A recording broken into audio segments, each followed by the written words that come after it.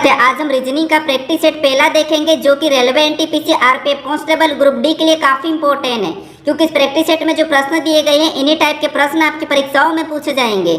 तो चलिए हम शुरू करते हैं प्रश्न 1 से। हमें पहला प्रश्न दिया है, प्रश्न कह रहा है कि किसी विशेष भाषा में ब्लैक को D X B F E कोडित किया है तो जेड का कोड क्या होगा, ये हमें प्रश्न पूछा है। तो ये हमारा कोडिंग डिकोडिंग का प्रश्न है। और जब भी हम कोडिंग डिकोडिंग के प्रश्नों को सोल्व करते हैं तो सबसे पहले हम देखते हैं कि क्या लेटर का कोड लेटर ही दिया है या फिर संख्या दी या फिर चिन्ह दिया है। तो यहाँ पर हमें लेटर का कोड लेटर ही दिया है, ठीक है। इस कंडीशन में हम क्या करते हैं, या तो अल्फाबेट में माइनस प्लस करके देखते हैं या फिर हम विपरीत देखते हैं, ठीक है। तो यहाँ पर हम क्या करेंगे, एक एक को देखेंगे। जैसे यहाँ पर बी से डी कैसे लिखा ये देखेंगे, या फिर हम क्या करेंगे पीछे से देखेंगे के से डी कैसे लिखा ये देखेंगे, ठीक है। तो यहाँ पर देखिए सबसे पहले अगर हम देखेंगे बी से डी को, तो बी हमारा एबीसीडी में 2 नंबर पे आता है और डी हमारा 4 नंबर पे आता है। यहाँ पर प्लस हो रहा है तो कितना प्लस हुआ, यहाँ पर 2 प्लस किया है। अगर हम सेम तरीके से यहाँ पर जे में भी 2 प्लस कर देते हैं, ठीक है। तो आपको पता है जे एबीसीडी में कितने 10 नंबर पे आता है और 2 प्लस कर देंगे तो कितने होंगे 12, और 12 नंबर पे क्या होगा एल होगा। तो यहाँ पर पहला लेटर एल होना चाहिए, लेकिन ऑप्शन में देखेंगे तो हमारे पास यहाँ पर एल नहीं है, तो ये तरीका यहाँ पर नहीं लगेगा, ठीक है। तो फिर हम यहाँ पर क्या करते हैं, पीछे से देखते हैं। तो पीछे से देखेंगे जैसे यहाँ पर के से डी का पता करते हैं, तो के हमारा एबीसीडी में 11 नंबर पे आता है और डी हमारा 4 नंबर पे आता है। तो यहाँ पर देखेंगे तो के से डी मतलब यहाँ पर -7 कर रहा है, ठीक है। क्या किया, -7। तो सेम तरीके से अगर हम यहाँ पर भी पीछे ई में से -7 करते हैं, ठीक है। तो यहाँ पर क्या होना चाहिए, तो आपको पता होना चाहिए ये 5 नंबर पे आता है। अगर हम -7 करेंगे तो पीछे 25 की ओर जाएगा, मतलब यहाँ पर y आएगा। लेकिन यहाँ पर भी पहला लेटर हमारा y नहीं है, तो ये भी तरीका नहीं लगेगा, ठीक है। बस आप यहाँ पर लॉजिक को समझिए। अब देखिए यहाँ पर अगर हम विपरीत देखते हैं तो आपको पता है बी का विपरीत y होता है, लेकिन यहाँ पर डी दिया है तो विपरीत भी नहीं है। और के का विपरीत p होता है और यहाँ पर डी दिया है वो भी विपरीत नहीं है। तो अब यहाँ पर क्या कर सकते, देखिए आपको यहाँ पर पता होगा कि जैसे यहाँ पर बी दिया और बी एबीसीडी में कितने नंबर पे 2 नंबर पे आता है, और यहाँ पर एल कितने नंबर पे, तो एल हमारा एबीसीडी में 12 नंबर पे आता है, ठीक है। कितने नंबर पे, 12 नंबर पे आता है। उसके बाद ए दिया और ए एबीसीडी में 1 नंबर पे आता है, और सी हमारा एबीसीडी में 3 नंबर पे आता है, और के हमारा यहाँ पर 11 नंबर पे आता है, ठीक है। लॉजिक को समझना, मैं सारी लॉजिक यहाँ पर बता रहा हूँ। अब देखिए इधर देखेंगे तो डी हमारा एबीसीडी में कितने नंबर पे, 4 नंबर पे आता है, और 1 से कितने नंबर पे, तो 1 से हमारा 24 नंबर पे आता है। और बी कितने नंबर पे, तो बी हमारा 2 नंबर पे आता है। और एफ कितने नंबर पे, तो एफ हमारा 6 नंबर पे आता है।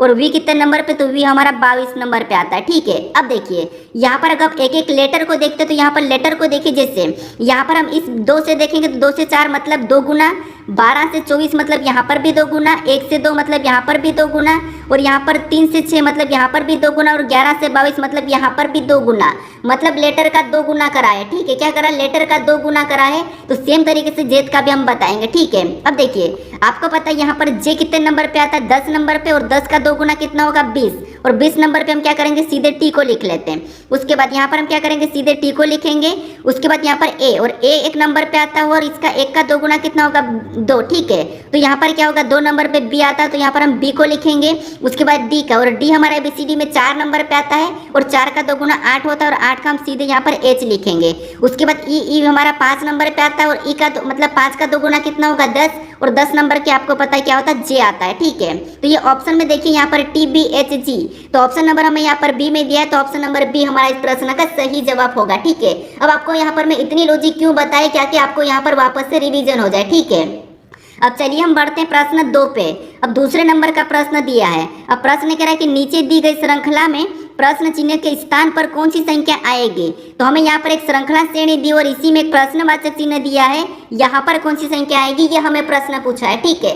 तो देखिए जब भी हम श्रृंखला के प्रश्न को सोल्व करते हैं तो सबसे पहले हम संख्या को ध्यान से देखते हैं कि संख्या कैसे लिखी है, क्या किसी का वर्ग लिखा, या फिर घन लिखा, या फिर सम संख्या लिखी है, विषम संख्या लिखी है, या फिर अभाज्य संख्या लिखी है। तो यहाँ पर ऐसा कुछ भी नहीं लिखा है, ठीक है। तो यहाँ पर हम क्या करेंगे, या तो गुना करके देखेंगे, या फिर हम क्या करेंगे अंतर देखेंगे, ठीक है। तो यहाँ पर देखिए अगर हम यहाँ पर 12 से 23 का पता कर दे तो आपको पता है अगर हम इसका 2 गुना करेंगे तो आसानी से पहुँच सकते हैं, ठीक है। तो यहाँ पर अगर हम 12 का 2 गुना कर दे तो 12 का 2 गुना कितना होता है 24, और 24 में से -1 करेंगे तब हमारे पास यहाँ पर क्या होगा 23 होगा, ठीक है। सेम तरीके से अगर हम यहाँ पर 23 से 45 की ओर जाते हैं तो 23 का भी सेम तरीके से अगर हम 2 गुना करेंगे तो 23 दूना कितना होता है, तो आप कहोगे 23 दूना 46 होता है, ठीक है। कितना होता है 46 होता है, और 46 में से 1 माइनस करेंगे तो 45, और 45 भी यहाँ पर है, ठीक है। क्या है 45 भी यहाँ पर है। सेम तरीके से अगर हम आगे जाते हैं तो 45 का भी 2 गुना करेंगे, ठीक है। सीरीज के हिसाब से यहाँ पर भी 2 गुना करेंगे तो 45 दूना कितने होते हैं, तो आप कहोगे 90 होते हैं, ठीक है। और सेम तरीके से यहाँ पर अगर हम -1 करेंगे, 90 में से -1 करेंगे तो आपको पता है 89 होगा, ठीक है। कितना होगा, 89। लेकिन यहाँ पर 78 लिखा, मतलब ये ट्रिक हमारे यहाँ पर काम नहीं करेंगे, ठीक है। तो फिर हम यहाँ पर क्या करेंगे, देखिए अगर हम यहाँ पर अंतर देखते हैं, एक तरीका ये है कि जब भी आपको श्रृंखला के प्रश्नों को सोल्व करना है तो सबसे पहले आपको अंतर देख लेना है, ठीक है। अब आपको यहाँ पर मैं सारे तरीके बता रहा हूँ ताकि आपका रिवीजन अच्छा हो। तो अब देखिए सबसे पहले अगर हम यहाँ पर अंतर देखेंगे तो 12 और 23 में कितने का अंतर है, तो आप कहोगे यहाँ पर +11 किया है, ठीक है। प्लस कितना किया है, 11 किया है। उसके बाद अगर हम 23 से 45 को देखेंगे तो यहाँ पर कितने का अंतर, 23 से 45 मतलब यहाँ पर +22 किया है। कितना किया, +22 जोड़ा है। फिर अगर हम 45 से 78 देखेंगे तो यहाँ पर कितना प्लस किया है, तो 45 से 78 मतलब यहाँ पर +33 किया है। कितना किया है, तो यहाँ पर +33 किया है, ठीक है। अगर हम यहाँ पर 78 से 122 को देखेंगे तो यहाँ पर कितना प्लस किया है, तो यहाँ पर +44 किया है। कितना किया, +44। मतलब सीरीज को देखिए 11 का डबल, फिर और 11, फिर 11, मतलब 11 के पहाड़ा का यहाँ पर प्लस हो रहा है। तो अगली संख्या बताने के लिए हम यहाँ पर क्या करेंगे, अगला 55 प्लस कर देंगे, ठीक है। क्या करेंगे, 55 प्लस कर देंगे। क्या करेंगे, 55 प्लस करेंगे। तो 122 में अगर हम 55 प्लस करेंगे तो यहाँ पर क्या होगा, 177 होगा, ठीक है। कितना होगा, 177। ऑप्शन में देखिए 177 कहाँ पर है, तो ऑप्शन नंबर सी में दिया है, तो ऑप्शन नंबर सी हमारा इस प्रश्न का सही जवाब होगा, ठीक है। अब चलिए हम बढ़ते हैं प्रश्न 3 पे। अब तीसरे नंबर का प्रश्न दिया है। अब प्रश्न कह रहा है कि दिए गए 4 अक्षर समूह में से 3 किसी तरह से संगत है और एक असंगत है, असंगत का चयन कीजिए।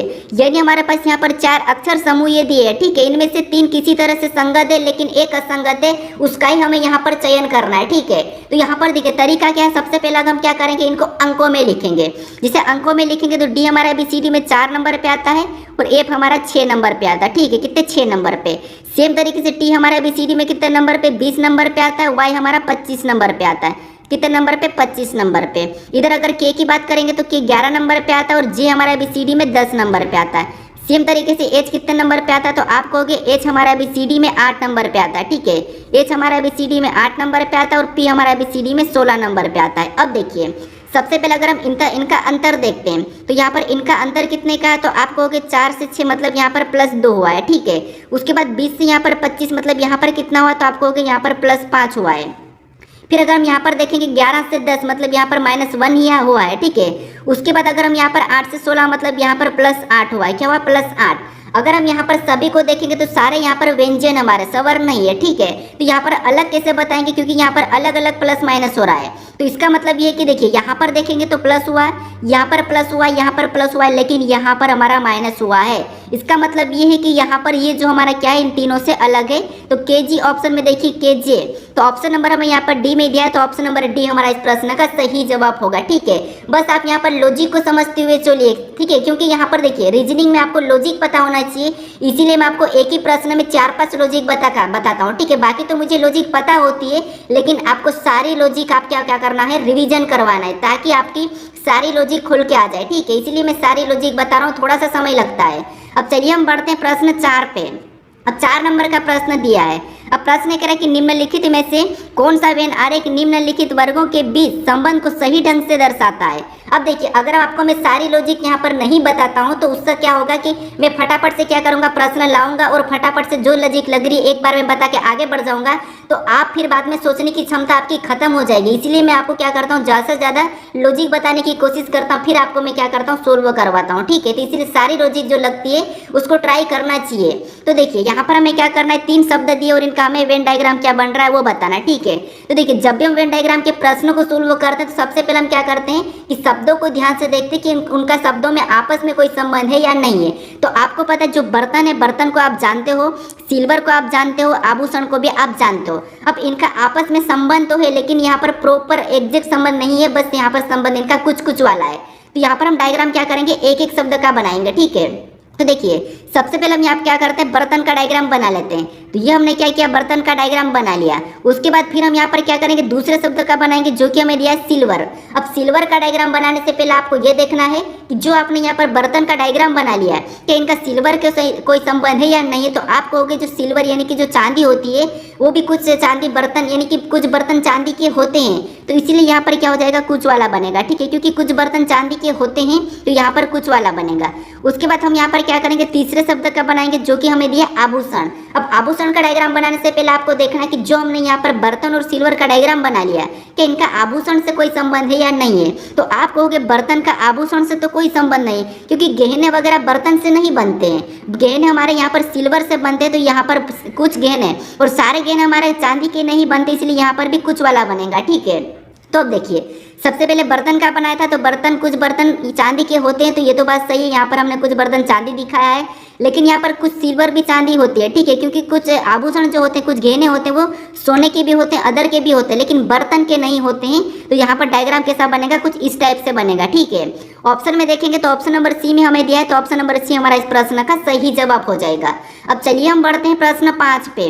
अब 5 नंबर का प्रश्न दिया है। अब प्रश्न कह रहा है कि जिस प्रकार पहली संख्या से दूसरी संख्या संबंधित है, उसी प्रकार तीसरी संख्या से चौथी संख्या का संबंध बताइए। यानी ये हमारा एनालॉजी का प्रश्न है। तो यहाँ पर हम सबसे पहले देखेंगे कि जिस प्रकार यहाँ पर 23 का संबंध 14 से है, उसी प्रकार 11 का संबंध किससे होगा, ये हमें बताना है। अब हम यहाँ पर 14 का ही क्यों पता करेंगे, क्योंकि प्रश्नवाचक चिन्ह हमारा इस तरफ है, तो इसीलिए यहाँ पर हम सबसे पहले 14 का पता करेंगे। ठीक है, तो यहाँ पर देखिए सबसे पहले अगर हम देखेंगे तो पहली लॉजिक क्या लगा सकते हैं। देखिए अगर हम पहली लॉजिक देखेंगे तो यहाँ पर 23 से 14 मतलब यहाँ पर माइनस हो रहा है, तो कितना माइनस हो रहा है, तो आप कहोगे यहाँ पर 23 से 14 मतलब यहाँ पर देखिए कितना माइनस हुआ है, तो 23 और 14 मतलब यहाँ पर देखिए 9 माइनस किया है। कितना माइनस किया, 9 माइनस किया है। ठीक है, तो सेम तरीके से अगर हम 11 में से भी 9 माइनस करते हैं तो यहाँ पर क्या आना चाहिए, 2 आना चाहिए, लेकिन ऑप्शन में हमारे पास 2 नहीं है, तो ये लॉजिक काम नहीं कर रही। अब प्लस का तो कोई रोल ही नहीं, क्योंकि यहाँ पर प्लस तो होगा नहीं। तो अब हम क्या कर सकते हैं, यहाँ पर वर्ग और घन भी नहीं देख सकते, क्योंकि संख्या छोटी है।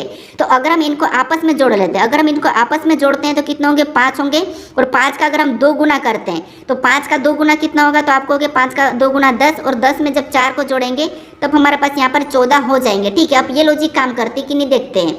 तो अगर इसमें भी सेम तरीके से इसको जोड़ेंगे 11 को, तो यहाँ पर कितना होगा, 2, और 2 का भी हम क्या करेंगे, 2 गुना करेंगे सेम तरीके से जैसे हमने यहाँ पर किया है। तो यहाँ पर कितना होगा, 4, और जैसे हमने यहाँ पर 2 गुना करके 4 प्लस किया था, तो यहाँ पर भी 4 प्लस करेंगे तो कितना होगा, 8 होगा। ठीक है, कितना होगा, 8, लेकिन 8 भी हमारे पास यहाँ पर ऑप्शन में नहीं है, तो ये भी लॉजिक नहीं लगेगी। ठीक है, सारी लॉजिक हम ट्राई करेंगे ताकि आपका रिवीजन हो जाए। ठीक है, अब देखिए और कौन सी लॉजिक लगा सकते हैं। अब देखिए अगर हम यहाँ पर क्या कर सकते हैं, इसमें प्लस कर देते हैं। अगर हम यहाँ पर 5 प्लस करते हैं, ठीक है, हम क्या करते हैं, इसमें 5 प्लस करते हैं तो कितने हो जाएंगे, 28 हो जाएंगे। ठीक है, कितना, 28, और 28 को 2 को काटते हैं, यानी कि 28 का आधा करेंगे। ठीक है, तो कितना होगा, आपको होगा 14 होगा। कितना होगा, तो 28 का आधा मतलब 14 होगा, और 14 यहाँ पर दिया है। अब सेम तरीका यहाँ पर लगाते 11 में, तो इसका भी हम क्या करेंगे, 11 में सेम तरीके से जैसे हमने यहाँ पर 5 प्लस किया, तो इसमें भी हम क्या करेंगे, 5 को प्लस कर देंगे। तो 11 में जब हम 5 को जोड़ेंगे तो कितने हो जाएंगे, तो आप कहोगे 16 हो जाएंगे। और जैसे हमने यहाँ पर 2 से काटा था, तो यहाँ पर भी हम क्या करेंगे, 2 से काट देंगे। तो 2 से 16 को काटेंगे तो कितने बचेंगे, 8 बचेंगे। कितने बचेंगे, 8 बचेंगे। तो यहाँ पर क्या होना चाहिए, 8 होना चाहिए। क्या होना चाहिए, 8 होना चाहिए। तो यहाँ पर साइड से 0 लगा है। ठीक है, ये 0 लगा तो इसको हटा दीजिए, इस 0 को हटा दीजिए। ठीक है, तो ऑप्शन नंबर बी हमारा इस प्रश्न का सही जवाब होगा। देखिए यहाँ पर क्या होता है, कभी कभी टाइपिंग मिस्टेक हो जाती है। ठीक है, क्या होगी, टाइपिंग मिस्टेक हो जाती है, इसलिए यहाँ पर कभी कभी ऐसा हो जाता है। ठीक है, बाकी इतनी 80 यहाँ पर हो नहीं सकता, इसलिए यहाँ पर 0 लग गया था। तो ऑप्शन नंबर बी हमारा इस प्रश्न का सही जवाब हो जाएगा। अब चलिए हम बढ़ते हैं प्रश्न 6 पे। अब 6 नंबर का प्रश्न दिया है। अब प्रश्न कह रहा है कि नीचे दिए गए पैटर्न को ध्यानपूर्वक अध्ययन करें और लुप्त संख्या बताइए। यानी हमारे पास यहाँ पर 3 पैटर्न दिए है। ठीक है, और इनमें एक प्रश्नवाचक चिन्ह दिया है, यहाँ पर कौन सी संख्या होगी ये आपको बताना है। ठीक है, तो देखिए जब भी आपको लुप्त संख्या के प्रश्न को सोल्व करना है तो क्या करना है, सबसे पहले आपको क्या करना है कि जो प्रश्नवाचक चिन्ह दिया है वो कहाँ पर दिया है। तो प्रश्नवाचक चिन्ह में यहाँ पर बीच में दिया है, तो आपको क्या करना है, फिर बाकी पैटर्न में जो बीच में संख्या लिखी है उन संख्याओं का पता करना है। ठीक है, जो मैं आपको यहाँ पर तरीका बताऊँ, इस तरीके से आप आसानी से प्रश्नों को सोल्व कर सकते हो और आसानी से आप कभी भी कंफ्यूज नहीं हो गए। ठीक है, सारे प्रश्नों को मैं शॉर्ट ट्रिक से ही बताऊंगा ताकि आप कभी भी कंफ्यूज ना हो। तो अब देखिए सबसे पहले हम देखेंगे कि यहाँ पर 15 कैसे लिखा है बीच में, और यहाँ पर 10 कैसे लिखा है ये देखेंगे। ठीक है, अब इनको पता करने के लिए यहाँ पर आसपास की संख्या को या तो हम जोड़ सकते हैं, घटा सकते हैं, या माइनस कर सकते हैं, या गुणा कर सकते हैं, या भाग कर सकते हैं, कुछ भी करना। हमें तो यहाँ पर इस 10 और 15 को एक ही तरीके से पता करना है। ठीक है, तो यहाँ पर देखिए अगर हम आपस की संख्या को जोड़ देते हैं, ठीक है, अगर हम आपस की संख्या को जोड़ देते हैं तो यहाँ पर तो छोटी संख्या तो जोड़ने से ज़्यादा हो जाएगी, तो यहाँ पर हम क्या करते हैं, माइनस करके देख लेते हैं। जैसे अगर हम यहाँ पर 12 में से 5 को माइनस करते तो आपको पता है कितना होगा, तो 12 में से 5 जाएगा मतलब 7 होगा। ठीक है, और सेम तरीके से इधर भी आमने सामने वाली संख्या को माइनस करते हैं, तो 10 में से 7 घटाएंगे तो कितने होंगे, 3 होंगे। कितने होंगे, 3। और इनको जब अगर हम आपस में जोड़ देते तो 7 और 3 कितने होंगे, 10। कितने होंगे, 10 हो जाएंगे, ठीक है। और 10 यहाँ पर दिया है। अब सेम तरीके से यहाँ पर हम 15 का पता करते हैं, तो सामने की संख्या को घटाएंगे आमने सामने की, तो 11 में से 4 को घटाएंगे तो कितने बचेंगे, आपको होंगे 7 बचेंगे। कितने बचेंगे, 7। और ऊपर भी हम क्या करेंगे, आमने सामने संख्या को घटाएंगे तो 16 में से 8 को घटाएंगे तो कितने बचेंगे, 8 बचेंगे। और जैसे हमने यहाँ पर घटा के जोड़ा तो यहाँ पर भी सेम तरीके से जोड़ेंगे, ठीक है। एक ही तरीका लगाना है। तो 7 8 कितने होते हैं, तो आपको होंगे 7 8 15 होते हैं। और 15 भी यहाँ पर दिया है, ठीक है। 15 भी यहाँ पर दिया है, यानी दोनों में हमने एक ही तरीके से संख्या को पता करा है। उसी तरीके से हमें क्या करना है, तीसरे पैटर्न में बताना है। तो यहाँ पर क्या करेंगे, सबसे पहले आमने सामने वाली संख्या को घटा लेंगे, तो 9 में से 5 घटाएंगे तो कितना होगा, 4। और ऊपर भी हम क्या करेंगे, आमने सामने से घटाएंगे तो 15 में से 6 को घटाएंगे तो कितने बचेंगे, तो 9 बचेंगे। कितने बचेंगे, 9। और जैसे हमने यहाँ पर क्या करा था, जोड़ा था दोनों में, तो यहाँ पर भी जोड़ लेंगे। तो 9 और 4 को आपस में जोड़ेंगे तो आपको पता है कितने होंगे, 13 होंगे। कितने होंगे, 13। तो जो प्रश्नवाचक चिन्ह यहाँ पर क्या होगा, 13 होगा। तो ऑप्शन में देखिए, तो ऑप्शन नंबर हमें यहाँ पर सी में दिया है, तो ऑप्शन नंबर सी हमारा इस प्रश्न का सही जवाब हो जाएगा, ठीक है। अब चलिए हम बढ़ते हैं प्रश्न 7 पे। अब 7 नंबर का प्रश्न दिया है। अब प्रश्न कह रहा है कि एक ही पासे की 3 अवस्था दी गई है, अक्षर यू के विपरीत सतह क्या होगा, ये हमें प्रश्न पूछ रहा है। तो ये हमारा पासे का प्रश्न, और पासे में जब भी आपको एक से अधिक पासे मिले, चाहे पासे पे संख्या दर्शाई हुई, चाहे पे चिन्ह या फिर लेटर हो, कुछ भी हो, बस आपको क्या करना है, एक से अधिक हो तो वहां पर आपको कॉमन सतह देखना है, ठीक है। तो यहाँ पर हम क्या करेंगे, देखिए तरीका समझिए। इस प्रश्न के बाद आप किसी भी पासे के प्रश्नों को आसानी से सोल्व कर लोगे। तो सबसे पहले कॉमन देखने का तरीका मैं बता देता हूँ। जैसे सबसे पहले आपको पहले पासे से उठाना और इन 2 पासों में कॉमन देखना है। अगर आपको इन 2 पासों में मान लो बाई चांस कॉमन नहीं मिलता है, इस पासे को छोड़ना है और इस पासे से इस पासे को देखना है। अगर आपको फिर भी बाई चांस नहीं मिलता है तो फिर आपको क्या करना है, इसे छोड़ कर फिर इन दोनों में देखना है, ठीक है। हालांकि कॉमन आपको पहले ही मिल जाएगा। तो देखिए अगर हम इन 2 पासों में कॉमन देखते हैं तो ये हमारा पहला पासा और ये हमारा दूसरा और ये हमारा तीसरा हो जाएगा, लेकिन हमें 2 पासों में देखना है, ठीक है। तो इनमें अगर हम कॉमन देखते हैं तो कॉमन हमें यहाँ पर क्या दिखाई दे रहा है, तो आपको यहाँ पर हमें क्यू कॉमन दिखाई दे रहा है, ठीक है। हमें यहाँ पर क्या दिखाई दे रहा है, तो हमें यहाँ पर क्यू कॉमन दिखाई दे रहा है, ठीक है। अब जो कॉमन दिखाई दे रहा है उसको क्या करना है, आपको एक तरफ लिखना है। जैसे ये पहले पासे का क्यू है और ये हमारा दूसरे पासे का क्यू है, ठीक है। अब हम यहाँ पर क्या करेंगे, घड़ी की दिशा में चलेंगे, जिस तरफ घड़ी चलती है। तो यहाँ पर कॉमन से चलना है, ठीक है। तो पहले पासे में कॉमन से चलेंगे, यहाँ से घड़ी की दिशा में, तो घड़ी इस तरफ चलती है, मतलब पहला लेटर हमें क्या मिला, एस मिला, उसको उसके नीचे लिखना है, ठीक है। उसको उसके नीचे लिखना है। फिर और आगे चलना है, तो आगे हमें क्या मिला, पी मिला, तो उसको भी उसके नीचे लिख लेना है, ठीक है। ये हमने लिखा। उसके बाद आगे चलेंगे तो वापस कॉमन आ गया, तो हमें आगे नहीं चलना है।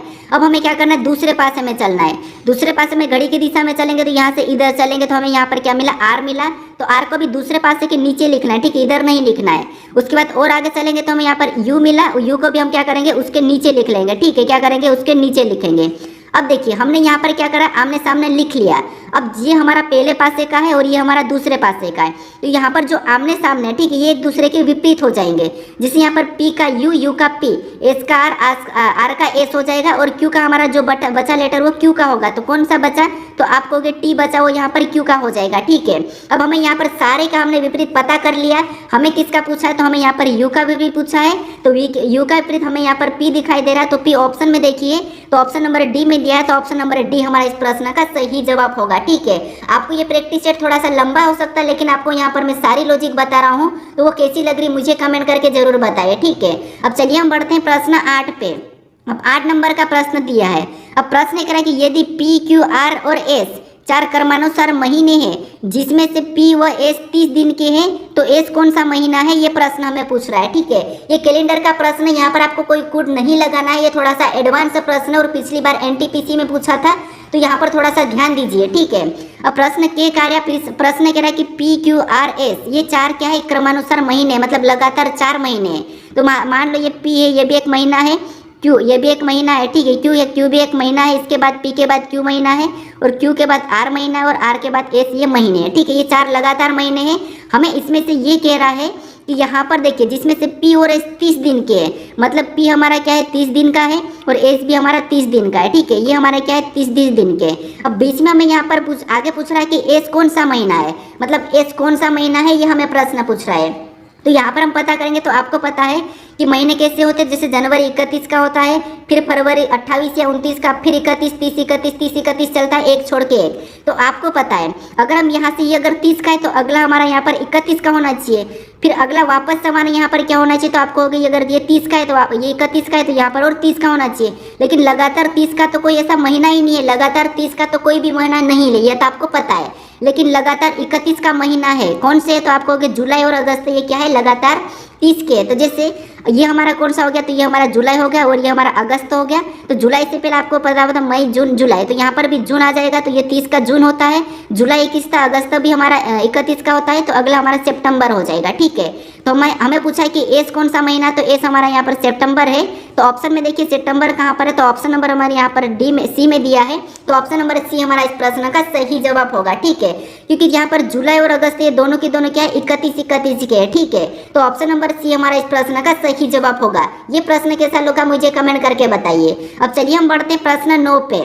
अब 9 नंबर का प्रश्न दिया है। अब प्रश्न करा कि यदि नवंबर की पहली तारीख सोमवार को पड़ती है तो 25 नवंबर को कौन सा दिन होगा, ये हमें प्रश्न पूछ रहा है। ठीक है, तो यहाँ पर आपको कुछ भी नहीं करना है, उसी महीने में आपको 25 नवंबर को कौन सा दिन होगा ये हमें पूछा है। तो आपको पता होगा, जैसे हमें यहाँ पर कह रहा है कि यदि नवंबर के, ठीक है, नवंबर आपको पता है कितने महीने का कितने दिन का होता है, तो आपको पता है 30 दिन का होता है। ठीक है, उसको छोड़ो। अब हमें यहाँ पर कह रहा है कि पहली तारीख को सोमवार है, यानी नवंबर की 1 तारीख को क्या है, तो आपको पता है सोमवार है। ठीक है, क्या है 1 तारीख को, यानी नवंबर की 1 तारीख को क्या है, तो आपको हो गया सोमवार है। ठीक है, सोमवार है। अब देखिए यहाँ पर कह रहा है कि 25 नवंबर को कौन सा दिन होगा, ये हमें प्रश्न पूछ रहा है। ठीक है, 25 नवंबर को, तो अगर 1 तारीख को सोमवार है तो आपको पता है हर 7 दिन में वही दिन होता है। क्या होता है, हर 7 दिन में वही दिन होता है, मतलब अगला 1 को अगर सोमवार है तो अगला 8 को भी सोमवार होगा। ठीक है, उसके बाद 8 के बाद और 7 जोड़ेंगे तो 15 को भी सोमवार होगा। क्या होगा, 15 को भी सोमवार होगा। उसके बाद और 7 जोड़ेंगे तो यहाँ पर 22 को भी सोमवार होगा। क्या होगा, 22 को भी सोमवार होगा। अब 22 तक तो सोमवार होगा, हमें यहाँ पर 25 का पूछा है, क्योंकि हर 7 दिन में क्या होता है वही दिन होता है, तो यहाँ पर सोमवार तो लगातार 22 तक होगा ही। अब हमें यहाँ पर क्या करना है, तो 23 का पता करना है, 24 का पता करना है और 25 का हमें बताना है। ठीक है, तो अगर 22 को सोमवार है तो 23 को क्या होगा, तो आपको हो गया मंगलवार होगा, और 24 को क्या होगा, तो आपको हो गया बुधवार हो जाएगा। ठीक है, 24 को बुधवार हो जाएगा। उसके बाद 25 को क्या होगा, यहाँ पर 25 है। ठीक है, 25 को क्या हो जाएगा, तो आपको हो गया यहाँ पर बुधवार हो, तो यहाँ पर गुरुवार हो जाएगा। क्या हो जाएगा, गुरुवार हो जाएगा। तो ऑप्शन में देखिए गुरुवार कहाँ हुआ है, यानी कि ऑप्शन में हम देखेंगे तो यहाँ पर ऑप्शन नंबर डी में दिया है, तो ऑप्शन नंबर डी हमारा इस प्रश्न का सही जवाब हो जाएगा। ठीक है, क्योंकि गुरुवार को ही बृहस्पतिवार बोलते हैं, तो ऑप्शन नंबर डी हमारा इस प्रश्न का सही जवाब होगा। अब चलिए हम बढ़ते हैं प्रश्न 10 पे। अब 10 नंबर का प्रश्न दिया है। अब प्रश्न करें कि एक घड़ी में 8 बजे हैं तो दोनों सुइयों के बीच कितनी डिग्री का कोण होगा, ये हमें प्रश्न पूछ रहा है। अब देखिए यहाँ पर हमें पूछ रहा है कि दोनों सुइयों के बीच कितनी डिग्री का कोण होता है। तो दोनों सुइयों का मतलब ये कि आपको यहाँ पर घंटे और मिनट की सुई को लेना है, ना कि सेकंड की। सेकंड वाली सुई को नहीं लेना है। ठीक है, तो हमें यहाँ पर घंटे और मिनट की सुई के बीच का कोण बताना है। अब देखिए आपको पता है ये हमारे क्या है, मान लो ये घड़ी है। ठीक है, अब घड़ी में सबसे पहले ऊपर 12 बजता है। क्या होता है, ऊपर 12 लिखा हुआ आता है और नीचे 6 लिखा हुआ था, और इस साइड आपको पता है 3 और इधर आपका 9 रहता है। ठीक है, अब इसके बीच में 1 और यहाँ पर 2 और इधर देखेंगे तो 4 और यहाँ पर 5। हम पूरी घड़ी बना रहे हैं। ठीक है, 7 और उसके बाद यहाँ पर 8 और यहाँ पर हो जाएगा 10 और यहाँ पर हो जाएगा 11।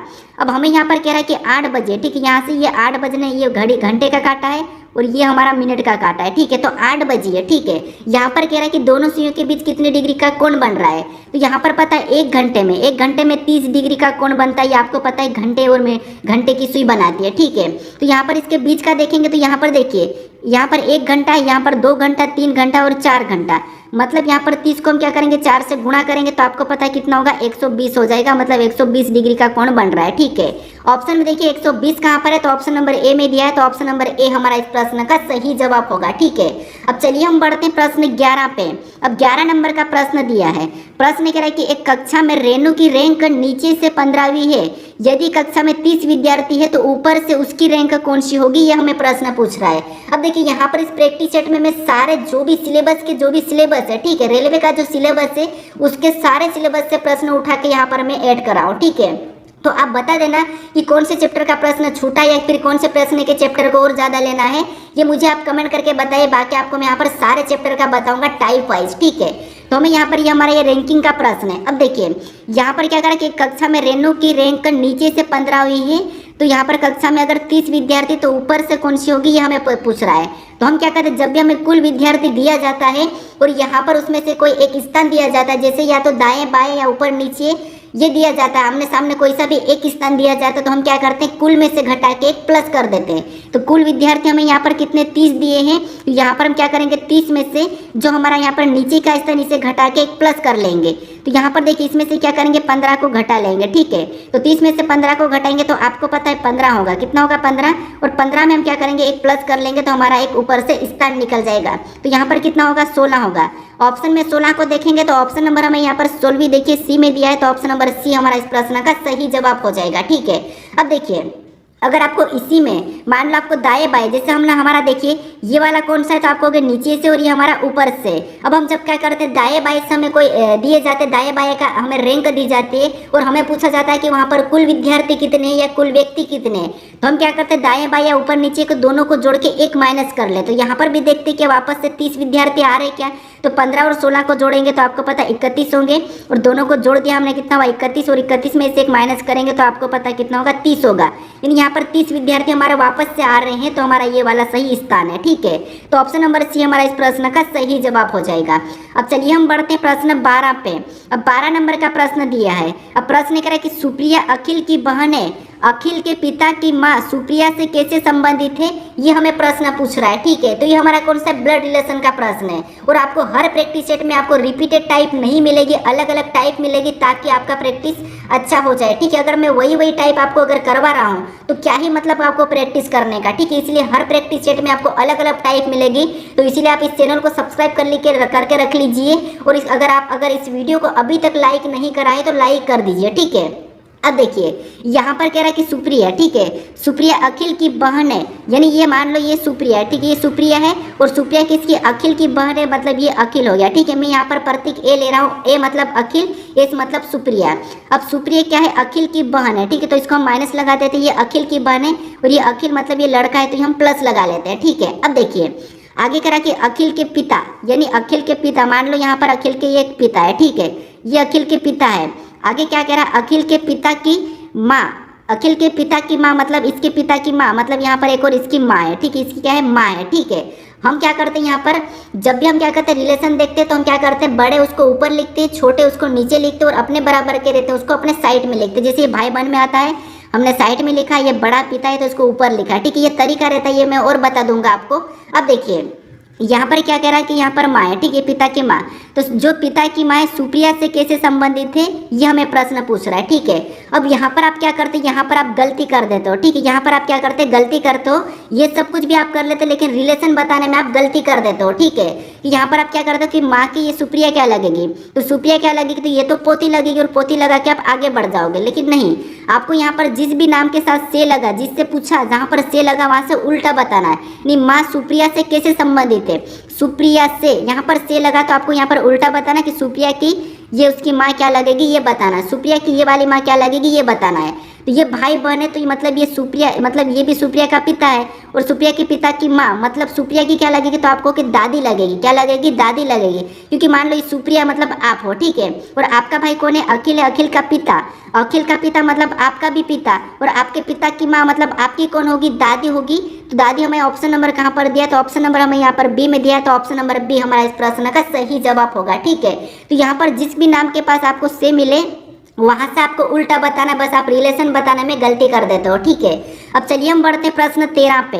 अब 13 नंबर का प्रश्न दिया है। अब प्रश्न कह रहा है कि आर और जे दोनों एक दूसरे की ओर मुख करके खड़े हैं, आर दक्षिण पश्चिम की ओर मुख करके खड़ा है, आर के साक्ष्य जे की दिशा, जे किस दिशा की ओर उन्मुख है, ये हमें प्रश्न पूछ रहा है, ठीक है। तो ये हमारा दिशा और दूरी का प्रश्न है। अब दिशा दूरी तो आपको पता है कि कैसी होती है, तो आपको पता है प्लस वाला, ठीक है, जैसे हम प्लस बनाते हैं और ऊपर क्या होता है उत्तर होता है, ठीक है। थोड़ा सा समझिए, ये हमने एक प्लस बनाया है और ऊपर की ओर अपने सिर, ठीक है, अपने सिर को ले लीजिए, सिर के ऊपर उत्तर होता है, उसके बाद अपने पैर में दक्षिण होता है, ठीक है, सिर के ऊपर उत्तर, पैर में दक्षिण, और राइट हैंड पे पूर्व हमेशा और लेफ्ट पे पश्चिम, ठीक है। ये हमारे क्या है दिशा है, ठीक है, ये हमारी दिशा है, ठीक है। अब देखिए ये हमने यहाँ पर दिशा बना ली। हमें यहाँ पर कह रहा है कि आर और जे दोनों एक दूसरे के मुख करके खड़े हैं, ठीक है, एक दूसरे की ओर मुख करके खड़े हैं और आर दक्षिण पश्चिम की ओर मुख करके खड़ा है। यहाँ पर दक्षिण पश्चिम कहाँ है, तो दक्षिण पश्चिम हमारा यहाँ पर है, ठीक है, ये हमारा दक्षिण पश्चिम है, ठीक है, दक्षिण पश्चिम की ओर मुख करके खड़ा है, मतलब आर कहाँ पर है, तो आर हमारे यहाँ पर उत्तर पूर्व में, ठीक है, उत्तर पूर्व में यहाँ पर हमारा आर हो गया, ठीक है। अब देखिए आगे कह रहा है कि यहाँ पर खड़ा है, उसके बाद कह रहा है कि आर के सापेक्ष में यहाँ पर जे किस दिशा की ओर है, मतलब आर के सापेक्ष में जे किस दिशा की ओर है, ये हमें प्रश्न पूछ रहा है। तो आर के साथ अगर आमने सामने मतलब यहाँ पर जे होगा, कौन होगा, जे होगा, तो ये किस दिशा में, तो आपको होगा दक्षिण पश्चिम में है, ठीक है, कहाँ पर है, दक्षिण पश्चिम में है, ठीक है। तो ऑप्शन में देखिए दक्षिण पश्चिम कहाँ पर है, तो ऑप्शन नंबर ए में दिया है, तो ऑप्शन नंबर ए हमारा इस प्रश्न का सही जवाब हो जाएगा, ठीक है। अब चलिए हम बढ़ते हैं प्रश्न 14 पे।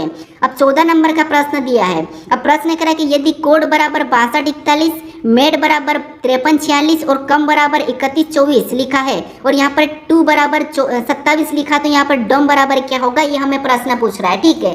तो ये हमारा कोडिंग डिकोडिंग का ही प्रश्न है। यहाँ पर हम क्या करते हैं आपको पता है, जब भी लेटर का कोड संख्या में दिया जाता है तो उनको हम संख्या में बदल के देख लेते हैं, या फिर हम क्या करते हैं क्रॉसिंग मेथड काट लेते हैं, ठीक है। तो यहाँ पर हमें सबसे ज़्यादा कोड दिया, तो या तो हम कोड चुरा भी सकते हैं, ठीक है।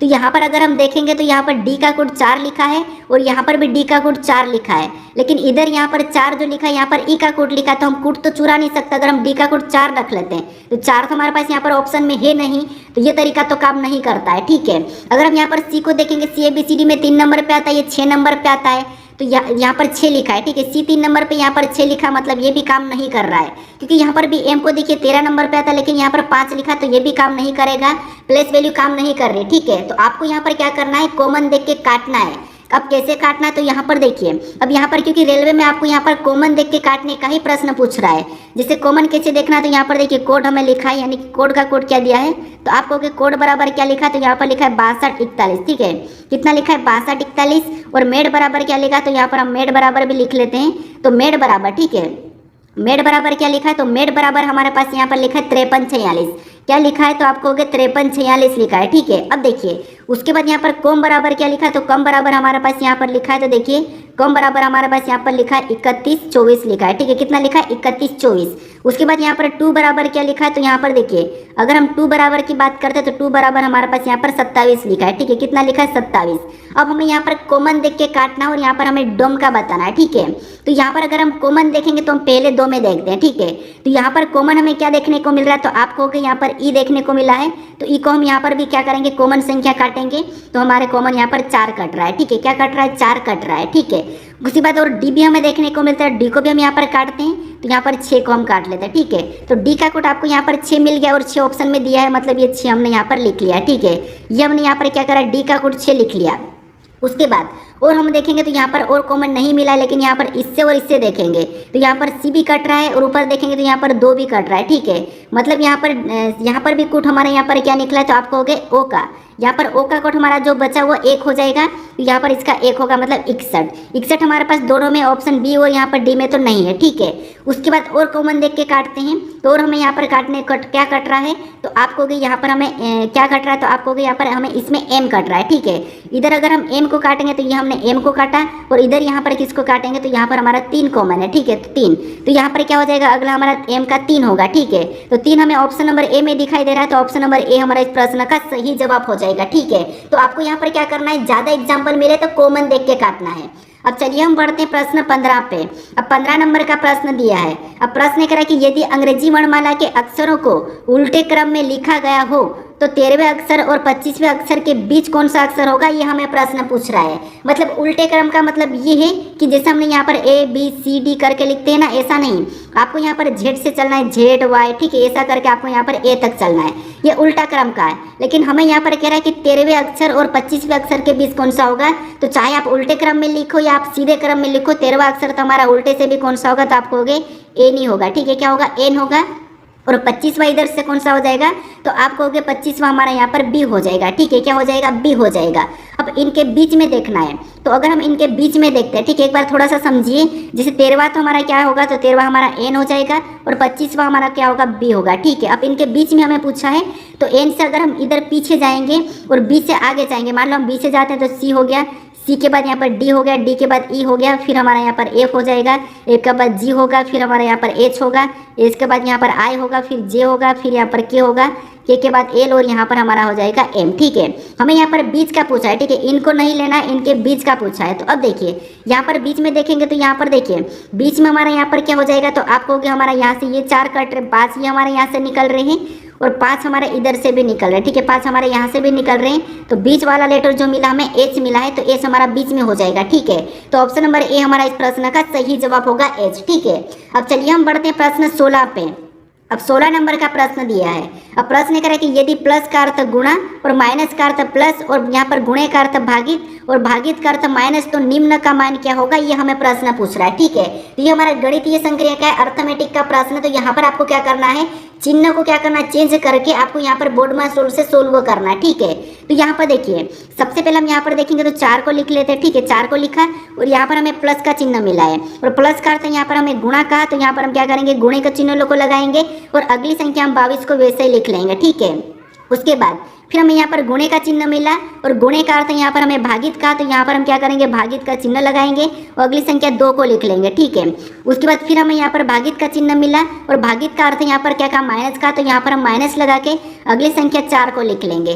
फिर हमें यहाँ पर माइनस का चिन्ह मिला और माइनस का अर्थ यहाँ पर प्लस का, तो यहाँ पर हम प्लस लगा के अगली संख्या 9 को लिखेंगे। ठीक है, अब हम यहाँ पर क्या करेंगे, बोर्डमास रूल पे इसको सोल्व कर लेंगे। तो बोर्डमास रूल क्या कहता है कि पहले भाग देना, उसके बाद गुणा, फिर प्लस माइनस। ठीक है, तो यहाँ पर सबसे पहले अगर हम भाग देंगे तो यहाँ पर देखिए 4 गुणे तो वैसा ही उतरेगा, भाग दे देंगे तो ये पता है कितने बार में, 2 एकम 2 मतलब 11 बार में कटा, और -4 को भी हम क्या करते हैं, वैसा ही उतार लेते हैं और +9 को भी वैसा ही उतार लेते हैं। ठीक है, तो ये हमने +9 को उतार लिया। उसके बाद गुणा करेंगे तो 11 चौक 44, मतलब यहाँ पर गुणा करने पर 44 हुआ। उसके बाद हम क्या करेंगे, -4 +9 को और वैसा ही उतारेंगे। उसके बाद मान लो हम यहाँ पर माइनस कर लेंगे तो यहाँ पर क्या होगा, 40 हो जाएगा। ऊपर से +9 को उतारेंगे तो कितना होगा, तो आपको होगा ऊपर से +9 उतर जाएगा। अब यहाँ पर 40 में 9 को जोड़ देंगे तो आपको पता है यहाँ पर कितना होगा, 49 होगा। कितना होगा, 49 होगा। ऑप्शन में देखिए 49 कहाँ पर है, तो ऑप्शन नंबर हमें यहाँ पर बी में दिया है, तो ऑप्शन नंबर बी हमारा इस प्रश्न का सही जवाब होगा। ठीक है, बस ये तो आसान प्रश्न, इसमें चिन्ह चेंज करने के भी आते हैं, वो भी आपको मैं यहाँ पर बता दूंगा अगले प्रैक्टिस सेट में। अब चलिए हम बढ़ते हैं प्रश्न 17 पे। अब 17 नंबर का प्रश्न दिया है और प्रश्न कह रहा है कि नीचे दिए गए विकल्पों में से संबंधित शब्द समूह का चयन कीजिए। यानी यहाँ पर जिस प्रकार प्रकाश संश्लेषण और सूर्य का प्रकाश का जो आपस में संबंध है, वही संबंध हमें यहाँ पर ऑप्शन में देखना है। ठीक है, तो यहाँ पर देखिए अगर हम देखेंगे तो जो प्रकाश संश्लेषण की क्रिया कब होती है, जब यहाँ पर सूर्य का प्रकाश होता है। ठीक है, तो सेम तरीके से यहाँ पर हम ऑप्शन में देखेंगे तो लेखक कब होता है, जब लेखक कब काम आता है, तो जब उसके पास कलम होगी, तो ये बात तो सही है। ठीक है, अब पुस्तक या पत्रिका तो ये गलत है, प्रिंटर डेस्क डेस्क ये भी गलत है। उसके बाद पंखा क्या प्रकाश है, तो ये भी गलत है। लेखक के पास जब तक कलम होगी तब वो लेखक कहलाता है। तो उसी तरह से ऑप्शन नंबर ए हमारा इसके जैसा है, तो ऑप्शन नंबर ए हमारा इस प्रश्न का सही जवाब हो जाएगा। ठीक है, ये हमारा शब्द एनालॉजी है। अब चलिए हम बढ़ते प्रश्न 18 पे। अब 18 नंबर का प्रश्न दिया है। अब प्रश्न कह रहा है कि दिए गए चित्र का अध्ययन करें और बताइए कौन सा इंजीनियर लेखक और नर्तक दोनों है। यानी यहाँ पर कह रहा है कि चित्र का अध्ययन करना है और कौन सा इंजीनियर जो लेखक भी है और नर्तक भी है, दोनों है, ये हमें प्रश्न पूछ रहा है। तो आपको यहाँ पर देखिए अगर हम यहाँ पर इसकी बात करते हैं तो इसके अंदर जितने भी लेटर वो सभी की सभी क्या है, इस व्रत के अंदर लेखक है। और यहाँ पर जो वर्ग दिया इसके अंदर जितने भी लेटर है वो अपने आप में नर्तक है। और त्रिभुज के अंदर जितने भी है वो सभी के सभी अपने आप में इंजीनियर है। लेकिन हमें ऐसे इंजीनियर को फाइंड करना है जो नर्तक के अंदर भी हो और लेखक के अंदर भी हो। ठीक है, तो यहाँ पर अगर इंजीनियर में देखेंगे, जैसे ये हमारा इंजीनियर का इतना ही हम देखेंगे। ठीक है, इसको ही देखेंगे क्योंकि हमें इंजीनियर को मेन फाइंड करना है। तो अगर एफ की बात करेंगे तो ये केवल इंजीनियर है, तो इसको हटा लेंगे। जी की बात करेंगे तो ये लेखक और इंजीनियर है, जी जो क्या है लेखक और इंजीनियर, तो इसको भी हटा लेंगे। उसके बाद ई की बात करेंगे तो ई हमारा नर्तक और इंजीनियर है, तो इसको भी हम हटा देंगे। अब जो सी दिखाई दे रहा है ये नर्तक भी है, लेखक भी और इंजीनियर भी है, तो ये हमारा यहाँ पर क्या होगा, सही जवाब होगा। तो ऑप्शन में देखिए सी कहाँ पर है, तो ऑप्शन नंबर हमें यहाँ पर डी में दिया है, तो ऑप्शन नंबर डी हमारा इस प्रश्न का सही जवाब हो जाएगा। ठीक है, अब चलिए हम बढ़ते हैं प्रश्न 19 पे। अब 19 नंबर का प्रश्न दिया है। अब प्रश्न यहाँ पर देखिए सबसे पहले आपको यहाँ पर कथन दिया है और उसका यहाँ पर निष्कर्ष दिया है। तो ये हमारा न्याय निगमन का प्रश्न है। ठीक है, तो न्याय निगमन में आपको यहाँ पर क्या करना है, डायग्राम्स के समझना है। ठीक है, तो यहाँ पर सबसे पहले हम यहाँ पर कथन को समझेंगे, कथन क्या कह रहा है, कथन का सत्य मानना है और कथन के बारे में निष्कर्ष क्या कह रहा है, फिर ये देखना है क्या उसके बारे में निष्कर्ष गलत कह रहा है या फिर सही कह रहा है। ठीक है, तो कथन को हमेशा आप पिता के समान मानिए और निष्कर्ष को उसका दुश्मन मान लीजिए। ठीक है, ये प्रश्न सोल्व करने का तरीका बता रहा हूँ, उसको दिल में मत लीजिए। तो देखिए है। यहाँ पर हमें कथन दिया और कथन कह रहा है कि सभी सदस्य प्रत्याशी है, यानी यहाँ पर देखिए ये हमने सदस्य का डायग्राम बनाया, ठीक है। ये हमारा क्या है, सदस्य है, और जितने भी सदस्य सभी के सभी सदस्य क्या है, तो यहाँ पर कहा है कि प्रत्याशी है, ठीक है। तो यहाँ पर हम प्रत्याशी को क्या करेंगे, इसके अंदर से बाहर से बना लेंगे, क्योंकि जितने भी सदस्य सभी के सभी क्या है, प्रत्याशी है, तो प्रत्याशी इसके बाहर हो जाएगा। उसके बाद दूसरे कथन को देखिए, यहाँ पर दूसरा कथन क्या कह रहा है, दूसरा क्या कथन कह रहा है कि कोई छात्र प्रत्याशी नहीं है, यानी कोई भी छात्र प्रत्याशी नहीं है, ठीक है। तो छात्र मतलब छात्र का सी लेता हूँ और इसको हम अलग बनाएंगे, क्योंकि यहाँ पर कह रहा है कि सदस्य और प्रत्याशी दोनों से हमें कोई संबंध नहीं का है छात्र का, तो इसको हम इसका अलग डायग्राम बनाते हैं। अब इसके बारे में यहाँ पर देखिए निष्कर्ष क्या कह रहा है, हम ये देखते हैं। तो यहाँ पर पहला निष्कर्ष कह रहा है कि कोई सदस्य छात्र नहीं है, कि यहाँ पर कोई भी सदस्य छात्र नहीं है, तो यह बात सही है कि कोई भी सदस्य यहाँ पर छात्र नहीं है, ठीक है, ठीक है। यहाँ पर कोई सदस्य छात्र नहीं है। उसके बाद यहाँ पर कह रहा है कि कुछ छात्र सदस्य, कि यहाँ पर कुछ छात्र सदस्य दिखाई दे रहा है, तो आप कहोगे नहीं, यहाँ पर छात्र अलग है और सदस्य अलग है, तो ये तो हमें नहीं दिखाई दे रहा है, तो ये भी गलत है, ठीक है। कुछ छात्र सदस्य कैसे होंगे, तो यहाँ पर कोई सदस्य छात्र नहीं है, तो ये बात सही कि यहाँ पर कोई भी सदस्य छात्र नहीं है। तो पहला निष्कर्ष सही कह रहा है, तो ऑप्शन में देखेंगे तो केवल एक निष्कर्ष अनुपालन कर रहा है, तो ऑप्शन नंबर बी हमारा इस प्रश्न का सही जवाब होगा, ठीक है। तो न्याय निगमन का आपको क्या करना है, यहाँ पर डायग्राम के समझना है। अब इसके बाद आपको एक और प्रश्न पूछा जाता है जो कि इस टाइप का है। ये हमारा कौन सा प्रश्न है, तो ये हमारा कथन निष्कर्ष का है, ठीक है। कौन सा है, कथन निष्कर्ष है। अब कथन निष्कर्ष को क्या करना है, आपको पहले कथन को समझना है और उस कथन के हिसाब से निष्कर्ष क्या कह रहा है ये देखना है, ठीक है। बस यहाँ पर आम चाल बोल भाषा के प्रश्न है। देखिए सबसे पहले देखिए कथन को समझिए। कथन कह रहा है कि अनुपस्थिति दिल में प्रेम को बढ़ाती है, जो अनुपस्थिति वो दिल में प्रेम को बढ़ाती है। तो देखिए क्या अनुपस्थिति, यहाँ पर क्या कह रहा है, अनुपस्थिति दिल में प्रेम को बढ़ाती है, ठीक है, ये समझिए। अनुपस्थिति दिल में प्रेम को बढ़ाती है। अब इसके बारे में निष्कर्ष क्या कह रहा है, ठीक है। निष्कर्ष क्या कह रहा है, तो निष्कर्ष देखेंगे तो पहला निष्कर्ष कह रहा है कि किसी वस्तु या व्यक्ति का मौजूद न होना उसके प्रति लालसा और अधिक बढ़ा देता है, लालसा और अधिक बढ़ा देता है, ठीक है। तो ये बात तो सही है, ठीक है, ये हमें सही कह रहा है। अब हम यहाँ पर दूसरे को देखते हैं, तो दूसरा कह रहा है कि रिश्ते को मजबूत बनाए रखने के लिए उचित दूरी बनाए रखना चाहिए। क्या रिश्ते को मजबूत बनाने के लिए उचित दूरी बनाए रखना चाहिए? नहीं, ऐसा नहीं। हम यहाँ पर क्या करते हैं, हमारे जीवन में कहते हैं कि दूरियां ही प्यार बढ़ता है, दूरियां से प्यार बढ़ता है, ये हम कहते हैं, लेकिन ऐसा नहीं होता है। रिश्ते को मजबूत बनाने के लिए उचित दूरियां बनाए रखना मजबूत नहीं होता है, पास होना रिश्ता बढ़ता है, ठीक है। तो ये हमें यहाँ पर गलत है। यहाँ पर हमारे पास जो कथन में दिया है उसके संबंध में हमारे पास पहला निष्कर्ष है, तो पहला वाला सही होगा। तो ऑप्शन में देखेंगे तो केवल एक पालन कर रहा है, तो ऑप्शन नंबर बी हमारा इस प्रश्न का सही जवाब हो जाएगा, ठीक है। अब चलिए हम बढ़ते प्रश्न 21 पे। अब आपको इस प्रकार का भी एक प्रश्न को देखने को मिलेगा जो कि कथन और धारणा है, ठीक है, पूर्ण धारणा का भी प्रश्न मिलेगा। अब यहाँ पर आपको क्या करना है, जो कथन कह रहा है और कथन के हिसाब से हमें यहाँ पर इसको भी सत्य मानना है, जो डॉक्टर अपनी लाइफ में क्या करता है ये देखना है, ठीक है।